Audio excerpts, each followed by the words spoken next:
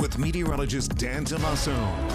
I'm certainly glad no one did that to our beloved James Crummell in downtown Harrisburg yesterday. It was a great snowball making weather, at least initially anyway.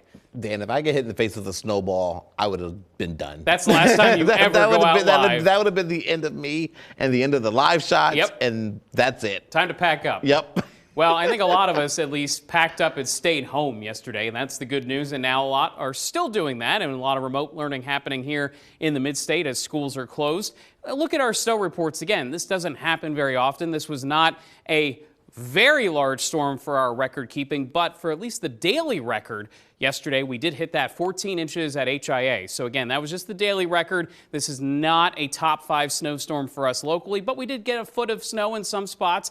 But generally speaking, most of the reports were about 8 to 10 inches of snow before the sleet moved in. And again, it's one of those storms that because we get more than one precipitation type, it does tend to be a little bit harder to measure. But again, if you measured right before the sleet, many of us about 8 to 10 inches of snow locally. Here's our satellite radar picture. Some sun coming through. That is certainly a good sign to help with a little bit of melting, but still a lot of clouds as this cold air moves in. And through this week, there will be some periods of sun, but that cold weather is not losing its grip. We're going to have mostly a northwest flow, which is very cold, already over top of very cold air. Again, when we have this much snow, it acts like a freezer effect, especially at night. It just kind of locks in the cold air near the ground. Here's Hummelstown JoJo's Pizza. Again, a lot of the roadways looking a lot better than they did yesterday. Hats off to all the crews out there in Hummelstown. Same thing in Manheim.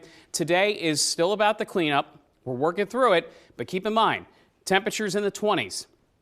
Everything's just kind of frozen in place. Plus, then you add on the winds, and there will be some blowing and drifting, especially over open areas. So near fields, any secondary roadways, be advised and watch out for any areas that may ice over as that snow drifts across the roadway. Day planner for today, again, temperatures about as good as it gets, low 20s. There's not a whole lot of that in the forecast over the next couple of days because we reload the cold air on the backside of this storm. So high pressure moving in from west to east, that is directly connected to the Arctic air to the northwest. So today, about the wind and the cold weather, some periods of sunshine, but again, temperatures not rising a whole lot. There's the wind speeds, 10 to 20 miles per hour, at least initially. A little bit weaker overnight, but there's still a wind chill tomorrow morning, and it may feel like below zero for several hours tomorrow morning. Be advised, there will likely be some cold weather delays tomorrow. I just want to wrap up by showing the potential of more snow, and this is heading into next Saturday and Sunday, so this upcoming weekend. There is a storm near the coast.